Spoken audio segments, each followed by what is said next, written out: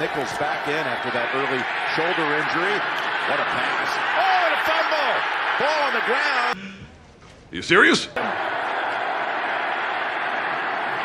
the pass. McMath. Was he down or not? How about no? Ball tipped and intercepted. Picked off by Schobert.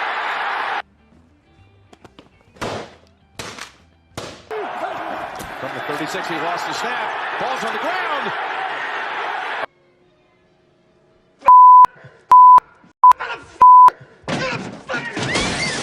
Find someone over the middle. Here comes the rush. Here's the throw. Oh, what a tackle by Joe Hayden.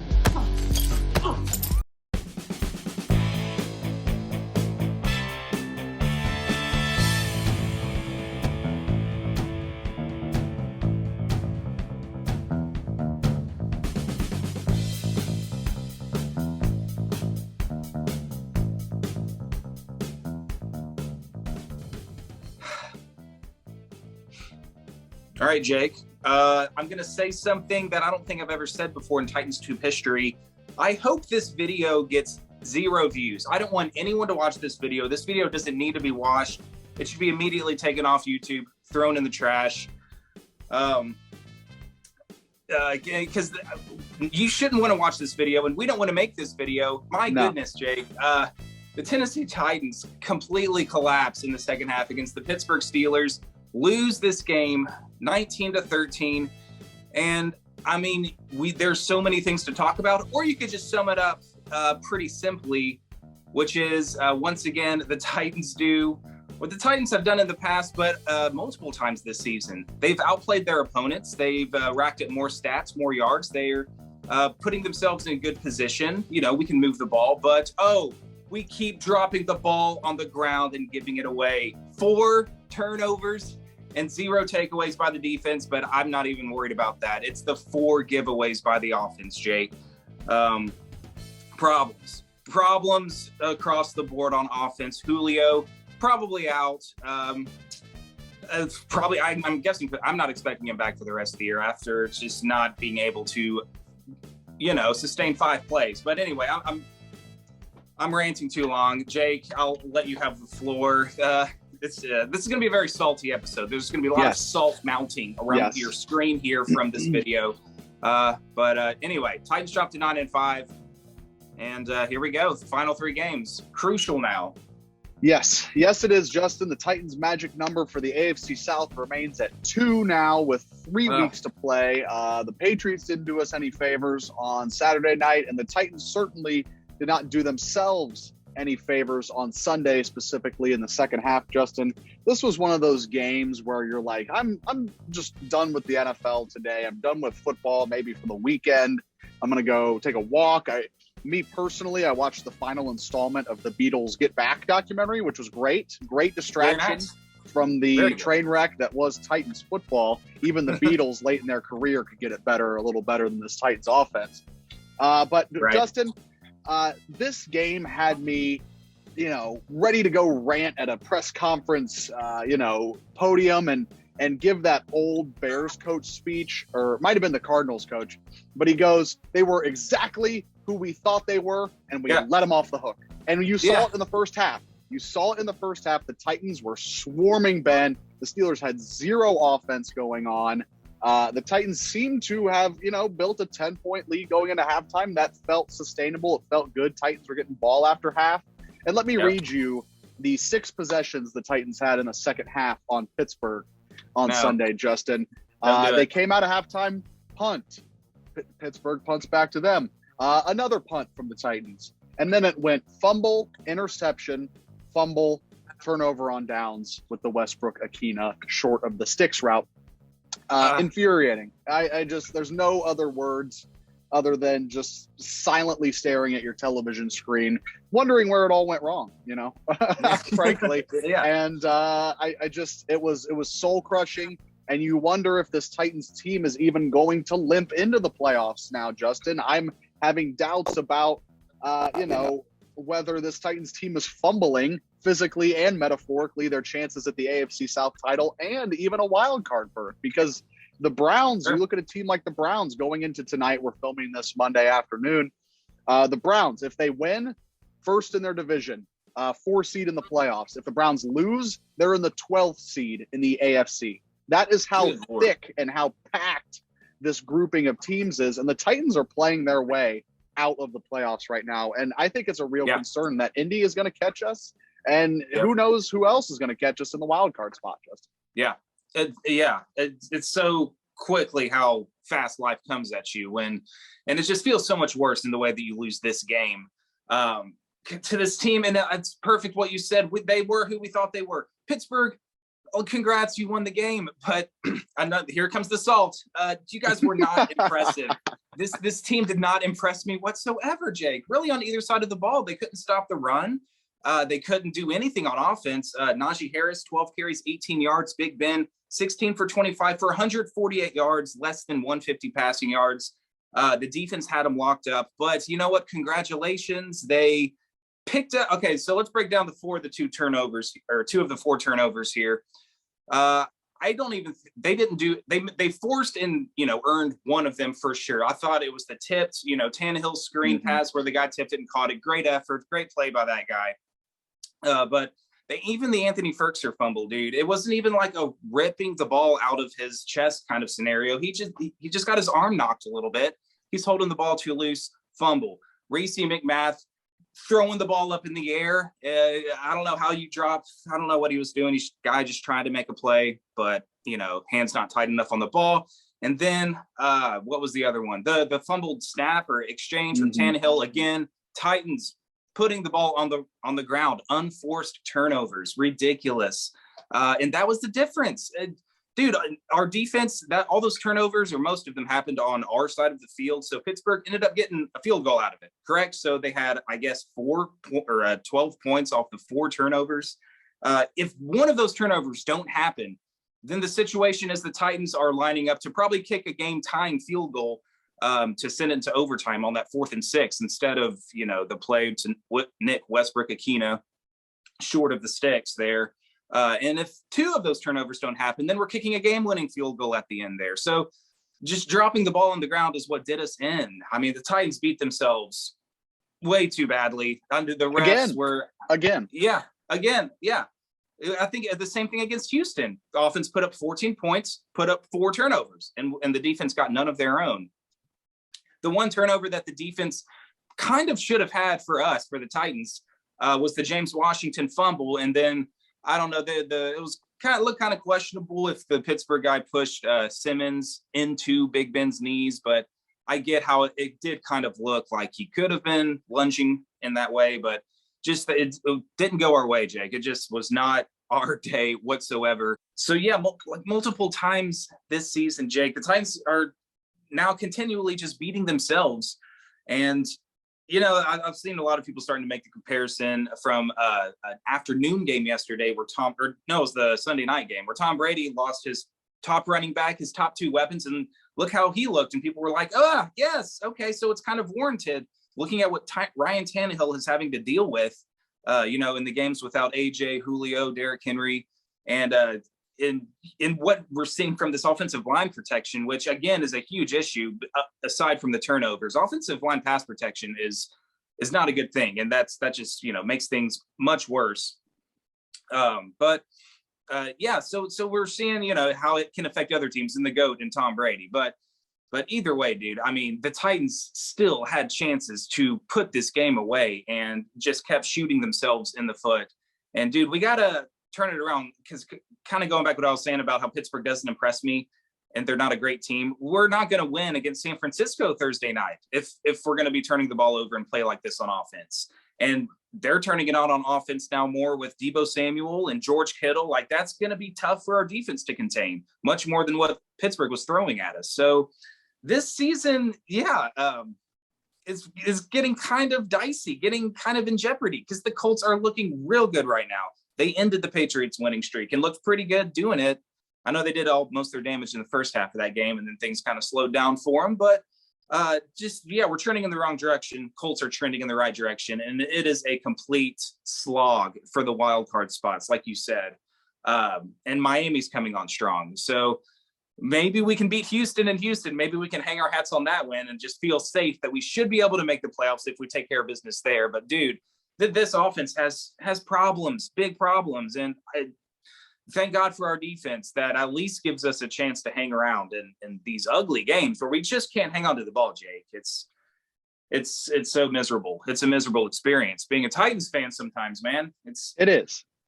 And you said we're not going to beat San Francisco. We're not going to beat anybody playing the way we do on offense right now, Justin. And then we've seen foreshadowings of this. You think back to the New York Jets game where A.J. Brown and Julio both out. Ryan Tannehill's running with these, random kind of practice squad patch them together receivers. And the Titans end up losing that game, even with Derrick Henry in the backfield.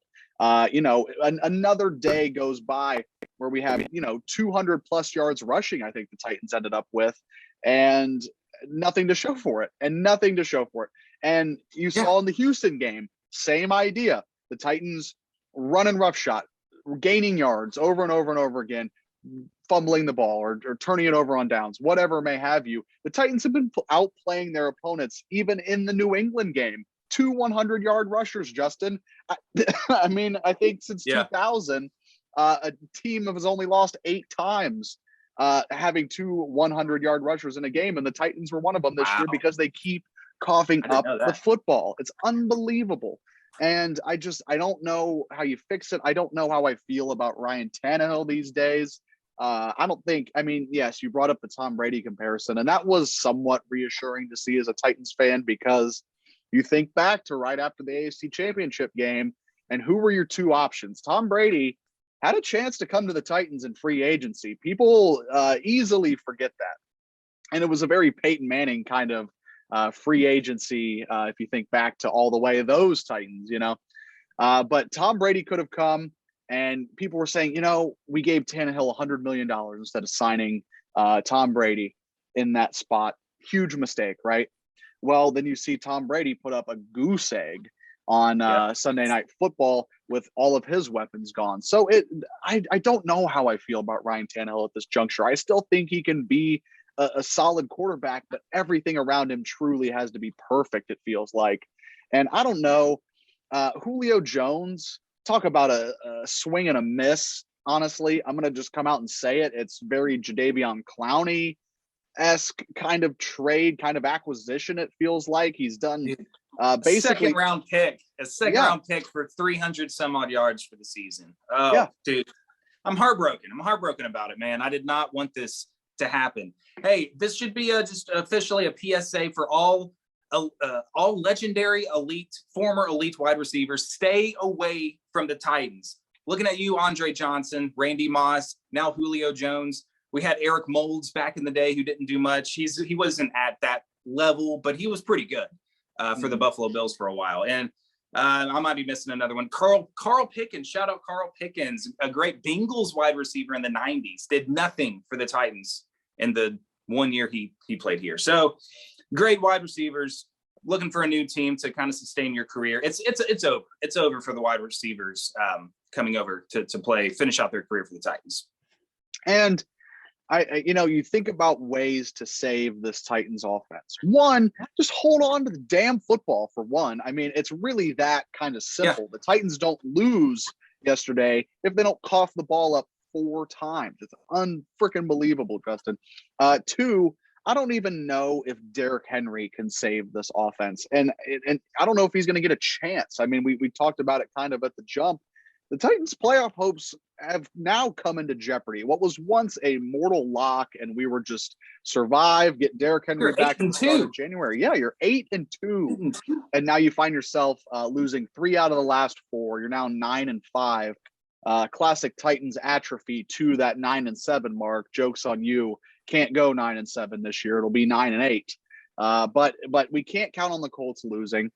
And like I said, I don't know if Derrick Henry is going to get a chance to even save this Titans offense, to save this Titans team. And I don't know, Justin, from the way you see it right now, can he even do that? Will Derrick Henry even make that much a difference? Will A.J. Brown make that much a difference when they come back? I mean, we're getting 100-yard performances out of Deontay Foreman, and Dontrell Hilliard also had one, like you said, against New England. They're doing it. The running game is fine. So it does feel different, though, maybe when Henry's in there. Does play action work as effectively? I don't think we ran it as much still with Foreman running as well as he did yesterday. He could. I think he's still that X factor where you're going to have eyes on him no matter what. So he could come in and help the passing game by just his presence, through play action and what have you. But yeah, I think if we find ourselves in a win and get into the playoff scenario against the Texans, he's gonna give it a shot. Surely he will. He'll surely play, and that lines up with the timetable when he should be returning anyway. So even if that no matter how big of in jeopardy the Titans' playoff hopes get. I think we will see Henry for the final game of the season if it's a do or die situation. But yeah, it's interesting how your question of how do you fix this offense, because you can point the fingers here and there, coaches, this and that, game plan, injuries, but it comes down to putting the ball on the ground. Dude, this game reminded me exactly of the Jacksonville game. Difference was we didn't turn the ball over. Yeah, and the defense was able to pitch a shutout. This game, without the turnovers, I think the defense gave up one touchdown drive without it. There wasn't a turnover or anything. Yeah. So Pittsburgh scored 7 points. The Titans, who knows? We'll give them be a little conservative and give them maybe 2 field goals off of the handful of drives that ended up being turnovers. Mm-hmm. Yet we still have yet to cross midfield, but maybe we get 2 field goals out of those drives. We win this game 19-7, or maybe another field goal, 22-7. It's a field goal Randy Bullock day. And it was a very, safe game plan. It wasn't, we didn't throw. Here's the sidebar. I was about to say we didn't throw the ball deep. This offense has no deep threat passing game whatsoever. Dude, Nick Westbrook-Akina drops a big one. That hurt to see.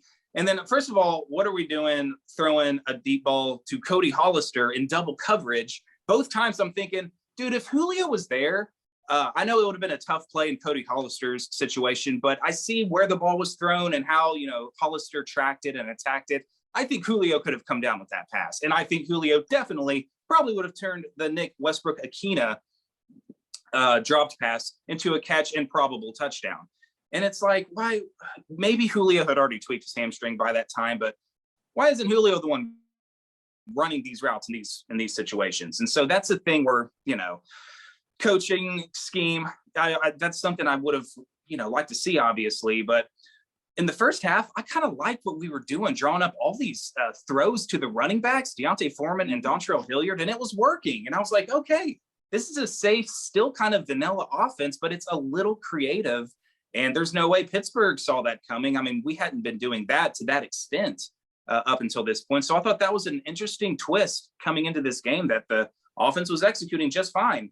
And they look fine, and in the first half at least. And you want to turn those 2 field goals into touchdowns, considering how close we got. I think we were inside the 10-yard line, at least on one of them.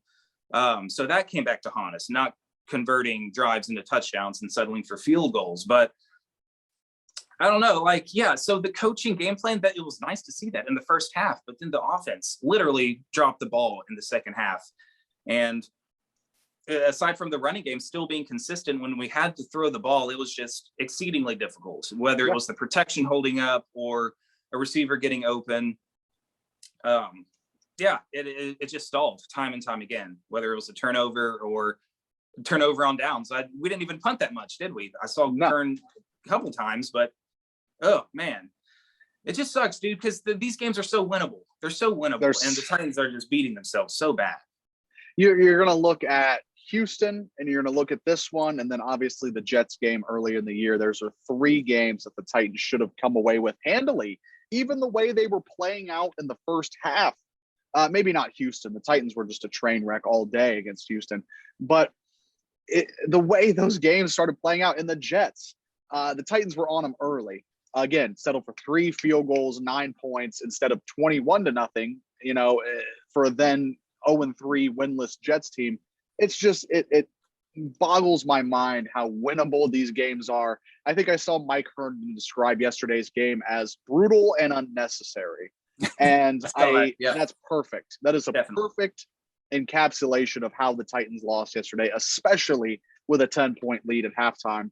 And I don't know about you, but it drives me nuts when the turnover battle comes up.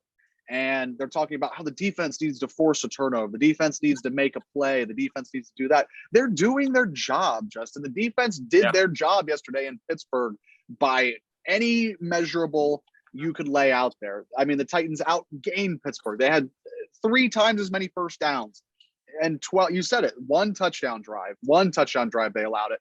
And then there was 12 points, 4 field goals off of turnovers. Think about a Patrick Mahomes-led team, Justin, in the playoffs. If the Titans put the ball on the ground 4 times, that's going to be 28 points off turnovers, not 12, because the defense did their job yesterday against Big Ben. And the offense owes, and, everybody who's coughing up the ball, Tannehill, Ferkser, and this is what happens when you're assigning kind of practice squad level talent guys to be your number ones. And it's, I can't believe that the Titans fumbled away that game, literally and metaphorically. Yeah, Jake, this defense is playoff ready. They're honestly playing at like a championship level. They're ready to go. They're probably looking over their shoulder at the offense saying like, come on, guys, you needed us last year. And now the tables have turned, and now we need you to pick up this serious slack. I mean, yeah, I like what you said. The defense was doing their job. It isn't necessarily their job to get turnovers. And yeah, like they come and go, and, it does largely have to do with how well you're executing your game plan and making, forcing the offense into mistakes. But really your job is just to stop them on third downs and to force punts. I mean, you're not expected really to get turnovers. They're just like a luxury that does come, not completely infrequently. I mean, teams get turnovers all the time, but they were doing their job in terms of stopping the Pittsburgh offense, not giving up touchdowns when our offense did turn the ball over. Dude, I would like to see if someone could look up a stat on how many points our defense has given up over the course of the season, how many points they average, I guess, per game without it coming off of an offensive turnover. Because I think, they would have given up 7 points this game. They pitched a shutout last week. I'm sure, several of those Houston points came off of our offensive turnovers. So the defense is fine. This video has nothing to do with the defense. They're fine. They're good. They're exactly what we wanted. Man, what a great revenge game for Bud Dupree, dude. He looked really good. We were all there. The defense is locked in and ready to roll. It's just, man, and the offense is productive. I'm starting to repeat myself here. We're moving the ball. We just can't take care of it. I think I tweeted out, it should not be that difficult. I don't care if you're playing with practice squad players. It should not be that difficult to not turn the ball over 4 times in a ball game. And the Titans have done that multiple times, and they're not even forced turnovers. We're dropping the ball, fumbling snaps. And it could have been more, Jake. Tannehill had, I think it was on the last drive, he had the ball knocked out of his arm. Luckily, we recovered it. So at least that would have been a forced turnover. Yeah, I'll take a forced turnover. That's such a big upgrade from the unforced turnovers. Yes. But just love the way the defense is really kind of holding things together. And I mean, do we really expect our offense to figure it out, or is it really just a matter of when can AJ Brown get back? And another thing I did want to say this about Tannehill. People that are saying, red flags Tannehill, time to move on from Tannehill. He's not the guy. That's a very hot, red, fiery take right now. It's a very emotional take. I'm not even anywhere close to that right now, Jay, because I'm willing to look at, what he's been working with this year. And he had, 33 touchdowns to 7 interceptions last year. Fantastic season. But he had Derrick Henry, obviously, for 2,000 yards. He had Jonnu Smith not there anymore. He had Corey Davis not there anymore. He had AJ Brown all season long, -1, maybe 2 games. He was supposed to have Julio this year. So many faces that you had in the chemistry and what have you. And just, it was all there. And now it's not there for him this year. And I'm willing to give him the benefit of that doubt as well, because that's a lot of different pieces. And Anthony Ferkser has dropped off. He has not ascended to, well, I think we are expecting a tight end by committee thing anyway, but I think we are expecting Ferkser to give us much more and lean on him more as a tight end one, especially in the pass catching department. And he hasn't been there. And he has been a good weapon for us when we had all those other pieces there too. So I'm not ready to hit the panic button on Tannehill yet. Yes, he's not blameless whatsoever. Well, he's thrown some bad passes. He has hung onto the ball for too long and taken some sacks that he probably shouldn't have. He deserves some blame, but you kind of look at the personnel around him and just, you need two hands to count how many weapons he had all season long last year for him, and just the carousel that's been going on this year on offense with all the injuries. So I just want to get that take on Tannehill out there. It's not time to panic on him yet. So he's doing a lot, and it was nice seeing Tom Brady struggle and put up a goose egg dealing with the same kind of things to his top weapons there. Yeah, I after the game yesterday, Justin, I was very had those emotional takes like, God, like, it's just not going to happen. Isn't that just Murphy's Law that the Titans last year had a Super Bowl worthy offense and a defense from hell in a bad way, and first overall draft pick kind of defense. Now you win 9 games, you get off to an 8-2 start. You are in the driver's seat. You control your own destiny. And the lights just go out on the offense completely, and now your defense is playing at a Super Bowl level. It's deflating. And when it comes to Ryan Tannehill, he can be the guy, but like I said up top, everything has got to be perfect, Justin. He came into a situation where people weren't expecting much from him, and he, came in, and the way I felt yesterday was like we were watching the Marcus Mariota Titans all over again. And that just stirred up something mean in me, and, Ryan Tannehill has done so much for this organization in such a short time, and he's been reliable. He's been dependable. He's been out there. He hasn't always made the right decisions. He hasn't always held onto the ball. But man, he's going to be your quarterback next year. That's for sure. His contract makes it pretty much impossible to trade or cut him in any way. So Titans fans, sorry if you're on the get Tannehill out of town train. 17 is going to be your quarterback next year anyways. And Derrick Henry is going to be your running back, and A.J. Brown's going to be a wide receiver. As far as Julio Jones goes, maybe we can get somebody to give us a second rounder for him, and just John Robinson puts on the seller's hat and says, wow, look at these Seattle game highlights. He was over 100 yards receiving. I don't know. I would love to eat crow on my Julio Jones comments this episode, but I don't see it coming. I would love that too. I don't know if he's going to be out for the year. I don't know if it's just a week-to-week thing, but I'm kind of sick of waiting on him. And we were not kind of delivered what we were sold to as Titans fans coming into this year, at least in the Julio Jones category. Arthur Smith shysting us big time. Come on, Arthur. Did you know the whole time? Be honest. Did you know what you were giving us in Julio? I don't know, Jake. I just want to move on from this week. And I think I want to do that right now. Time is running short on me, actually. So if we can wrap this up, the best thing about this loss, though, is that we play again on Thursday, so we can turn around and correct the wrongs and feel good coming in to beat a pretty quality still 49ers opponent. And we'll have a preview out about that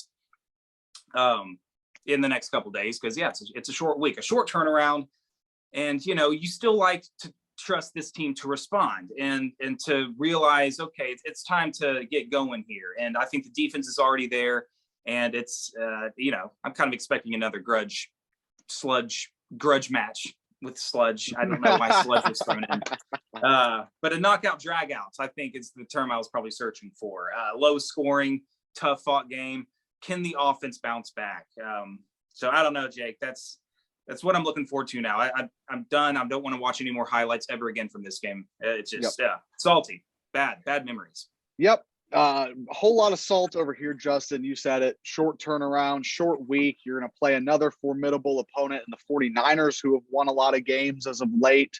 All you have to really do is keep doing what you've been doing, but instead score touchdowns instead of fumbling the football. It's kind of a quick, easy fix when it all boils down to it, Justin.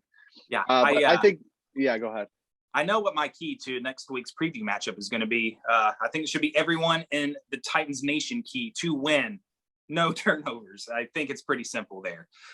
Yeah. Everybody grab a football, watch the game with it, and just hold it with two hands, and nobody's getting that rock, But I think that's going to do it for us, Justin. That's enough salt pouring on all these wounds. Like, comment, subscribe, all that jazz. Tighten up. Yes, tighten up. We're down. I'm frustrated. We're down, but we're tightening up. Dude, I am so mad. I'm not even wearing Titans sweatshirts. I am just furious with this team. And I'm going to pick the 49ers in the NFL picks. Ooh, my but I will also throw my hat. That'll do it for us. Peace out. Have a good week, everybody. Try to, at least. Oof. Football is only a game. But it's actually life. Football is life.